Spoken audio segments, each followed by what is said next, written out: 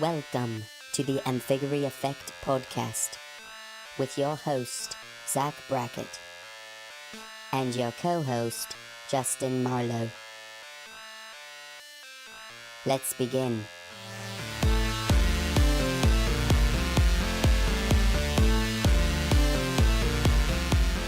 I hate when he gives me the look because I never look over. I always miss the look. Yeah, every and then time. you get the snap that comes up in the audio or something. Yeah. Oh, hey guys, welcome to the Amphigory Effect, making sense of our nonsensical world. Hopefully you guys notice the improved quality of our mics. I'm so excited, guys. Yeah, it's we gonna have be great. actual headphones now. It's like we're a real podcast. It feels like it at least. Yeah. So, Zach, my Yes. host, Yes. what are we talking about today? We are going to nerd out again today. I'm super excited because we don't really do that enough. I think we are scared to a little bit because I don't want to overdo it on this podcast because it's not just about nerd stuff, but we're super nerds in real life. So I feel like we've kind of backed off. But today, we're letting ourselves go into it. We're going to talk about storytelling in video games and role-playing games and how it's changed a little bit and what's good about it and what's bad about it. But I first want to talk about a little bit, like, why does nerding out, why does that get so much, like, bad juju? I guess it's just, this probably movies, honestly, just the stereotype of nerdy Well, like kid, not cool in jock school. and cheerleader and just, the nerdy kid who pushes up his glasses. And, Yeah. I guess that makes sense. I don't know. I mean, when it's starting to fade a little bit now, but I mean, it's still a little bit. My wife still gives me still crap there. about Yeah. playing D&D. Right. So I don't know. I don't really know where all that comes from, but it's interesting to think about and wonder why, like, especially D&D, because when you think D&D, it's, oh, you're super nerd. Like, Yeah. everybody plays video games, right? Everybody plays a little bit. Yeah, it's normalized, and I think some other things will, like D&D, could get there eventually if they market themselves it's right. kind of like the hipster thing now, right? To be nerdy, isn't that cool? Is it cool now? Yeah, Give me hope. guess. Give me hope, man. I don't know. No, but yeah. So let's dive into this a little bit. Talking about video games first, and how do you think because you've been playing video games for a while now, right? My entire career, yes. As an adult. So not you just an adult, not but just yeah. an adult. So you started as soon as what's the first system you played on? You think? Well, I don't want to get too bogged down in personal anecdotes, but my first game that I can remember playing, I think, was Legend of Zelda: Link to the Past when I was like 4 or 5, maybe 6 tops. Yeah, I played Super Mario Brothers 3 on Super Nintendo. Not bad. Young, yeah. Not bad. Mario Like, All Stars. OG. Oh, All Stars. Yeah, they had all of them on there. mhm. Nice. I think I still have that on Game Boy actually. Yeah, pretty cool. Yeah. So, I mean, to go ahead and get into how storytelling has evolved, I think those sort of games are a great place to start because they were really before the 3D revolution, and they're a great comparison point to what's really become the norm today. Like a game like Mario has almost no story to speak of other than Save the princess. Save the yeah, princess. your princess is in another castle. I Yeah. mean, that's really all there is to it. Yeah. Real quick, jumping Yeah. off. Have you heard that little? I think it was a video somewhere, but it was that Bowser and they were actually in love or something, and that little Bowser, the junior, he was their like baby or something. Have you seen that Your somewhere? conspiracy stories are just insane, Dude, they're so good, man. You got to look that up. Look it up. It's a thing. Like where Mario is this like psychopath who loves. He's just like stalker, and she keeps trying to go away with Bowser, and then he just messes everything up. But back to what you were saying. I'm sorry, had to throw that out there. I'm trying to enrich people's lives. Well, I mean, not to be. I'm gonna just one up your nerddom right here. Oh, nice. I actually played Paper Mario, and in that game, you actually control Princess Peach, and you can tell very clearly that she does not enjoy being with Bowser. So, sorry, boys, just but poop that all one over I'm my just statement. totally busted. Totally Okay. busted. All right, so back to what we're talking about: storytelling evolving from this 2D to a 3D world that we live in, and how that's even gone further now. Yeah. That we're playing games like Skyrim and the Elder Scrolls and The Witcher and games like that where you have more variety and more of an option in what you do. How do you think that change has come about? If you wanna nail it to a game, I think the consensus is pretty clear. That game was Metal Gear Solid that came out on the PS1. I think it was 98, maybe 97. And what it really did was the PS1 was really the first home console that could have like CD quality sound, and voice acting was a huge part of it. And that game had a very cinematic feel in that the story, a lot of it was given in the form of basically film. Right. And I think that was a huge turning point. Yeah, we see that video all game the time storytelling. today, like Right. the cinematics, and it's getting better now, but they usually look a lot better Mhm. than the actual gameplay. Right. And the voice acting is better than it is. So it's actually like you're watching a little bit of film. And I always have the tendency to try to skip it. Like, Yeah. and go, because I just like, I want to play the game, but then Right. you miss stuff about the story too, and that's yeah. kinda And sucks. see, I think that's interesting because it shows that I think that sort of cinematic video game storytelling, I feel like that's kind of more of a jumping off point. It's like an intermediary step between where video games have gone and where I think they're going to end up in the future. Okay. Because it does feel so divorced from actually playing the game. Yeah. It almost doesn't feel like a game because you're not. No. You have it takes a choice away from you, and I think that's what really makes not just video games but all games and their storytelling so unique, is that as a player you actually have input on that story. Well, you think about, like, I think specifically, excuse me, about the Elder Scrolls, where I don't think they have cinematic moments all that much. See, I think Elder Scrolls is a good example because it is so popular and it kind of rides the line between those two. Yeah. There are a lot of people that play the game that will never even finish the story. I don't think I did the first time. I don't think I'm not sure if I ever have. I think maybe I finished one of the Fallout games, one of the more recent Fallout games, and that's about it. But they do have like a sort of branching storyline that, you know, has there's a couple of differences here and there, but you're pretty much following a script. Yeah. But at the same time, you have the freedom to ignore that script and do whatever you want. Which is what I normally end up doing. Right, I think most people do. Because it suffers, though, right? Sandbox games suffer the story. Because to me, Skyrim, the story wasn't all that great. Yeah, you got to defeat this big dragon.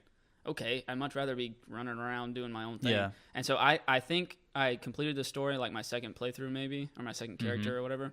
But it was not my focus. Why would I do Right. that when I can go be an assassin? Well, I think some of that is, like we were talking to Dustin, a guest we had on, a professor at Zach's school who's an English teacher, and he mentioned that when he was writing as a kid, the thing that really got in the way for him was plot. Yeah. And I think there is a difference between story and plot. I think you can have a story that's great and captivating without having a plot. Like, I remember when I played Skyrim, I wasn't too invested in the plot either. But I remember I made this big, strong warrior with a giant two-handed sword. And, you know, my story is how I would slay dragons. I didn't have any magic or anything, so what I would do is I would run up to the dragon. That's terrible. I would stun him with a headshot, and then I would just, you know, try and kill him with my super strong orc racial before he could one-shot me with a bite or something. Right. And that story is more interesting than any story I could tell about. You know, I'd rather tell a story about how I slayed dragons. It's because than, you told it. Exactly, Yeah. but that's what I mean. Like, you can have these stories that sort of spring up from you playing the game without having to talk about whatever the writer put in the script. Yeah, to add another example to that, me and my brother used to play Minecraft like all the time. Yeah. But especially when I was in school, we would have like a block of the day where we both get out of school and we don't have anything to do. And so I would have my Xbox 360 and he would have his, and we would just build this world, right? And so we built a castle and a farm, and we had little servants and livestock and stuff. Wow. But it became a thing, right? Like Yeah. this is what we wanted to do. And I think that, to me, I remember that more than over 75% of the games I play story-wise. Yeah. And there's some, like The Last of Us was really, really good, a very cinematic game. Story stuck with me and will probably always will. Like, it's really, really good. But I think you have to be really good to stick out nowadays when you have, like, why would I do this when I can make my own story and make it mean something? Right, to me? and your own story is going to be so much more personal. But I think that, like you were saying with Minecraft, it doesn't even have to be a single-player game where the developer kind of expected you to just kind of mess around and do whatever you wanted. I remember I used to play this multiplayer game called Team Fortress 2 with my friends online, right? And the great thing about especially PC games online is a lot of them have dedicated servers where, if you go back to that same server, you can see a lot of the same people, you know, several times. Like if you know a certain guy's on there at a certain time of day, you're going to see him there. So we actually had a guy that we would screw around with. His name was Hank Hill, and he did the most incredible Hank Hill impersonation I've ever heard. And we would just screw with this guy for hours every day. It was so much fun. Yeah. And not only him, you know, he became this character. He had his own personality. He would do zany crap. Me and my friend were like the scourges of the server because we were the best players, and we would just destroy people. Right. And when they saw us, it was, oh no, it's them again. and this server has its own story. It has its own characters. It's like its own little culture. And I think that's something that games have that other mediums just don't. And I think it's unique, and more games should strive to take advantage of that. And talk a little bit more about that multiplayer aspect. I remember one time I was playing Halo 4, I think it was, and me and my brother were playing, and this guy, we were playing Capture the Flag. A guy killed my brother's character to get the flag from him and take it, you know. And score, yeah. Right, to score points because it's better for you as a character. But then he's greedy. Yeah, Not a team he player. wanted the Okay. points. Yeah, he wanted the points. He didn't. Like, So we were team about kill. To get it. What yeah, a it was piece team of scum. Yeah, it's terrible. But you have the option when that happens to kick somebody out. And we said no. Like, no, we'll handle this. Right. We'll handle this our own. So I think we killed him about 10 times. As soon as we would sit there and wait for him to respond. We didn't even care about the game anymore. We sat there and wait for him to respond. We would kill him then, and he would respond again and kill him. Finally, he kicked my brother out, and I left, right?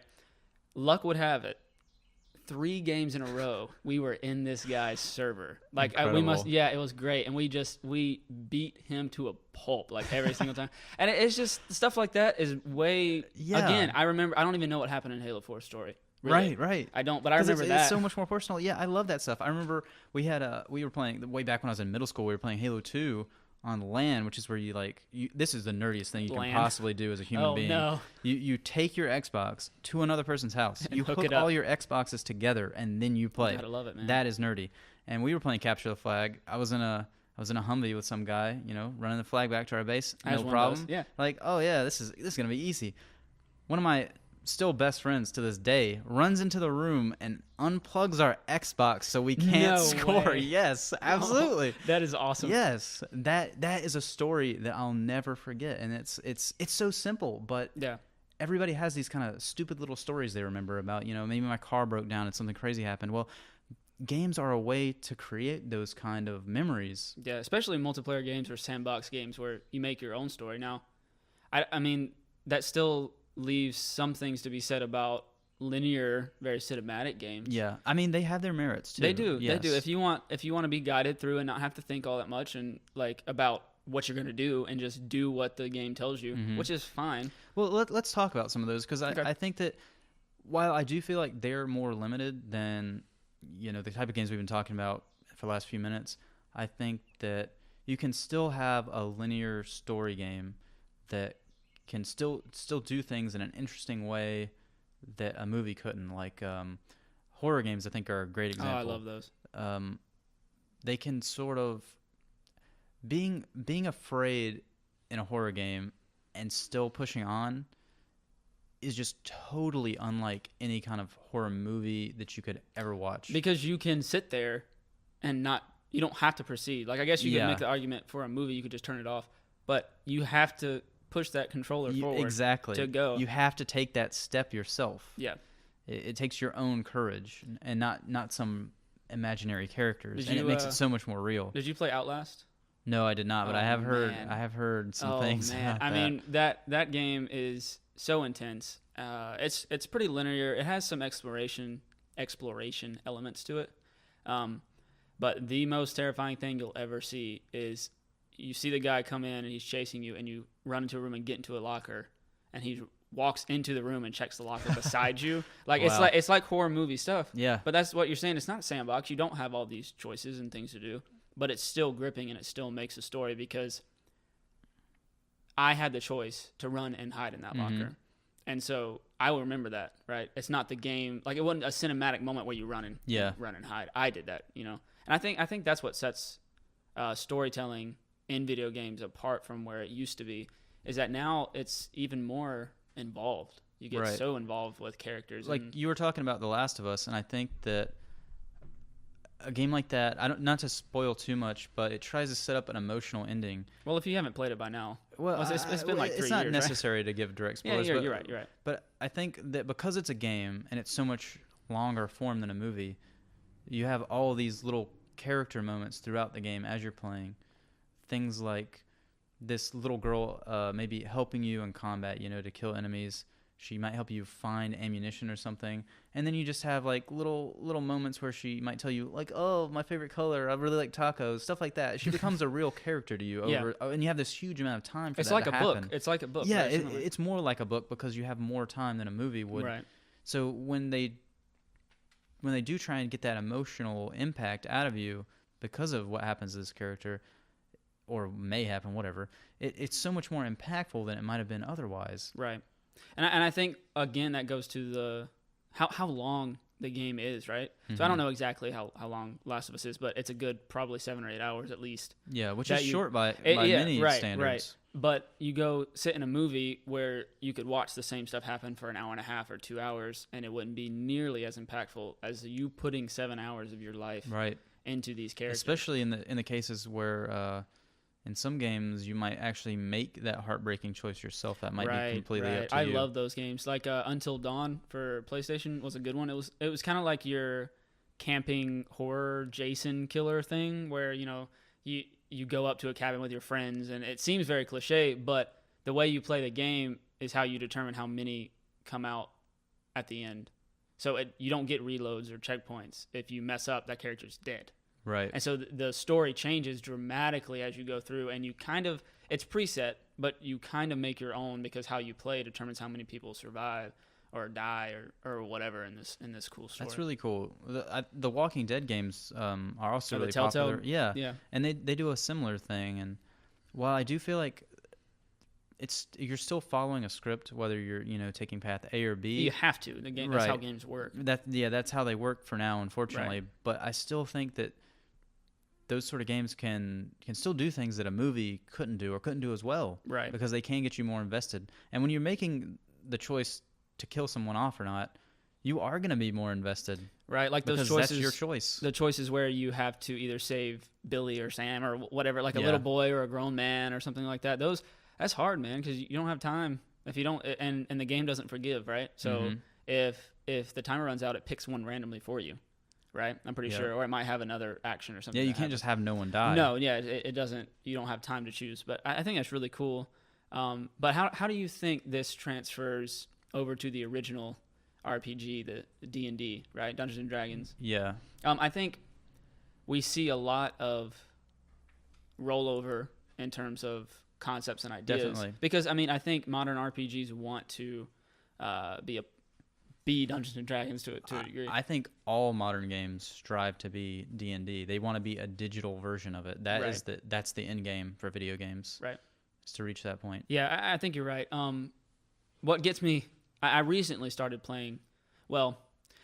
really playing D&D. I played some right when I went to college for a little while. Well, before we talk too much about D&D, I think like you were talking at the beginning of the show about things in nerd culture having this sort of preconceived notion that sort of people say, oh, D&D. But what makes D&D really special is that it's basically a storytelling game. The stuff that people consider to be really nerdy, like dragons and elves and dice and all that stuff, you can cut that away and still have the core of the game. Yeah, and you see so many like different styles of games. Like they have steampunk and future and modern day and all kinds of stuff. You're not pigeonholed into being an elf, ranger or Legolas or whatever. It's just with the D&D editions that come out, that's what their focus is. Yeah, there are plenty of other games that sort of have a similar, role-playing storytelling aspect to them. And that flexibility is why I say that video games are striving to be more like them, because if you wanted to play like a sports game, you want the best football game ever, it would be a game where if you wanted to, you could make a character that would, go through the collegiate leagues, end up in the NFL, and, all this crazy stuff could happen. None of it would be set in stone. Just anything could happen to you without having a writer pre-script it. And that would be the perfect game. Right. And all the little rules things like who catches a pass or whatever, all that stuff is just, whether you realize it or not, in the games you're playing now, it's just random chance. It's just computer programming being Right, thrown with around. advantages if that Right. person's open And DICE stuff. can do that Yeah, now. absolutely. You could absolutely have a game right now that would work just like D&D, except instead of slaying dragons, you're Throwing a football. slaying hoes, or Slaying in the hoes. party scene, or Please, you're throwing please footballs, never say that or again. whatever you want. That's what makes it so great, is because it's Yeah. so open-ended. Yeah, I think you're right. And what's so great about D&D for me is that I get to dungeon master now, which is like being God, and it's great. But as a writer, like, it's really cool to, even though right now I'm following a story that was already been created, right? Because I'm very new to this, and I wanted to give everybody a good experience. So Zach, before you go on, Yeah. talk briefly about what exactly a dungeon master does for a game of D&D, because Okay. some people might not know. yeah, you're absolutely right. A dungeon master is he's the storyteller. So he or she will either write their own story, like I was talking about earlier, or pick one of the pre-created stories. That's what we're doing right now. So a dungeon master, like I was saying, makes the story, and he also makes crucial decisions, right? And so most of the game is based on dice. So let's say combat, right, which is not the only thing, right, about Dungeons and Dragons, but it's what you think about when you think of slaying dragons. If you're fighting a dragon, you would have certain stats that you're good at or bad at or whatever, and you would roll attacks or whatever, and your advantage or disadvantage gets added to those rolls. But the dungeon master gets to decide what actually happens, what's canon in the story, which is really cool because it's always changing, right? You say, I want to try to hit the dragon with a sword, and you roll, and I got a critical 1, and that means you failed. But how you fail is up to me as the dungeon Right. master. So if you think about it, if the dice is really just the thing you can't get over, all they're really there to do is make sure that the story doesn't come out the same every single time. Right, and it makes it more realistic, right? So Because things can fail. Exactly. You hear it on If perfect. you have a smaller character who's trying to hit somebody with a massive hammer, you're going to get disadvantage on your rolls, which makes it more realistic and more believable as a story. Because, you're not going to be able to pick up this hammer and hit somebody over the head with it. You're too small of a person. And it makes it more realistic. But at the same time, you can roll a natural 20 and have this crazy moment of adrenaline surge rage where you just beat the crap out of this dude with a huge hammer, and everybody's sitting there going, whoa, dude, that's awesome. So, I mean, that's what the Dungeon Master is there for. He keeps track of the rules. He makes sure that the story stays interesting and doesn't get bogged down with those rules. And that's one of the things that, if you ever look at some of the Dungeon Master guides or whatever, it says, don't get hung up on all these rules.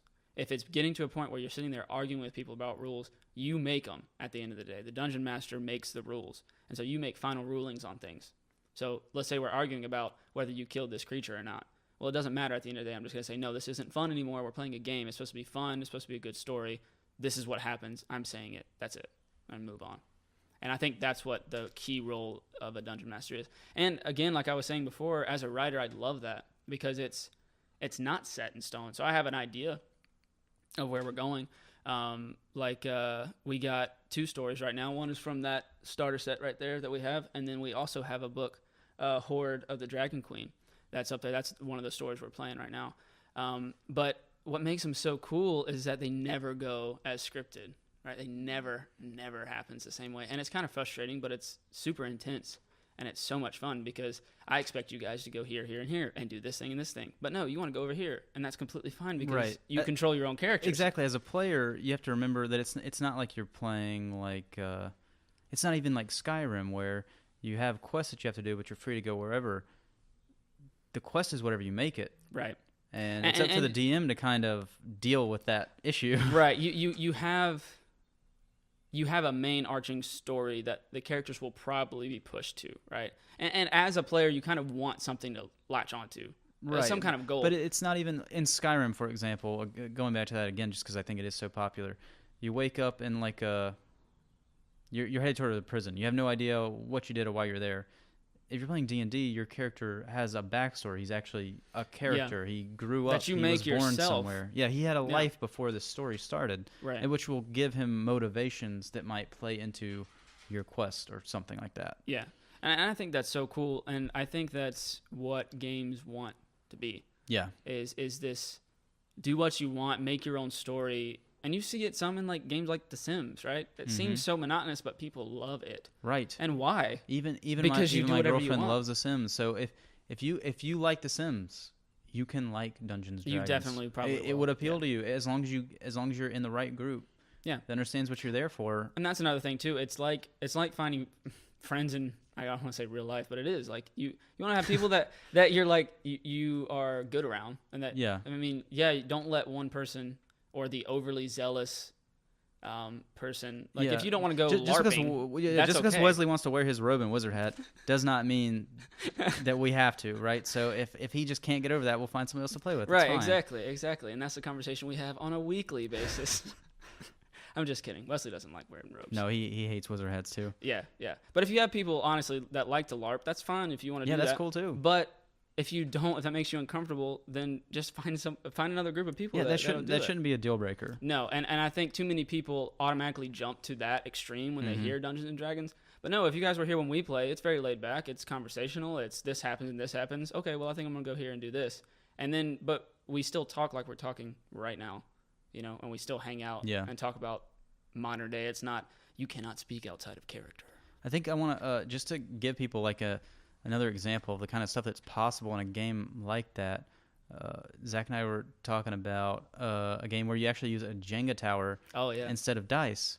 I think it's called Dread. Yeah, for a horror mystery type thing where there's a killer running around, and whether the tower tumbles when you remove your Jenga piece or not determines whether you live or die in that situation. Right. And last man standing wins. Man. So there's an example. Another one you could do like say Clue, the board game Clue. Right. You could take that to an insane extreme and have like a murder mystery or something. Like you could live out your SVU fantasy. There's just so many things you can do. It's cool. Yeah. And if you don't think there are people out there doing it, you're wrong. You're wrong. Absolutely, they are. Like there's a system now online called Roll20, and you can go on there and search for games and play online with an interface that rolls the dice for you and everything. Like there's no excuse now. Yeah, Zach showed me. It's super cool. And yeah, it's really cool. What's the point, right? Why are we talking about this? Yeah. Why do we want storytelling in games? Why do games exist? Why do we want to escape into other worlds? Well, obviously we want to escape because the real life is just not as interesting. Like the volume of interesting events that happens on a day-to-day basis just isn't as high at school for me as it was on that TF2 server with Hank Hill, right? Screaming about how I'm destroying his sentry gun. It just isn't. So that's why we play the games. Right. Now, as for why we should care about the quality of the stories, I mean, I think that's obvious too. Everybody loves a good story. Well, I think it actually impacts who you are, right? It's like a mirror. You can see parts of yourself, especially with role-playing games where you get to make choices. You're doing it through a lens of another character, but you think like Grand Theft Auto or something like that. Wouldn't you shoot the prostitute in the head? I mean, now that would be an interesting study. Right. What does how you play Grand Theft Auto say about you as a person? And it doesn't necessarily mean everybody who does bad things in Grand Theft Auto is a bad person. Obviously not. But it helps you look at yourself and see the rules aren't there anymore. There's no society in video games, right? Mm-hmm. You can make your own choices. But we can also talk about and go into probably on a different episode, but especially on multiplayer games, you do have rules that are just unspoken.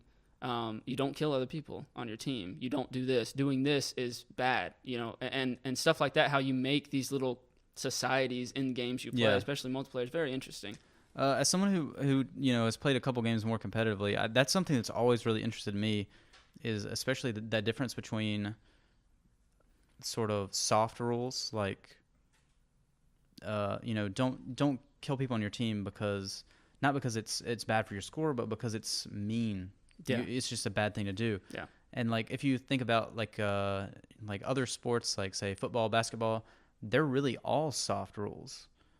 In video games or board games, you have, I guess board games to a lesser degree, you have hard rules that not only should you not break them because there will be consequences, but you are completely unable to break them. It's not even on the table. Right. Yeah.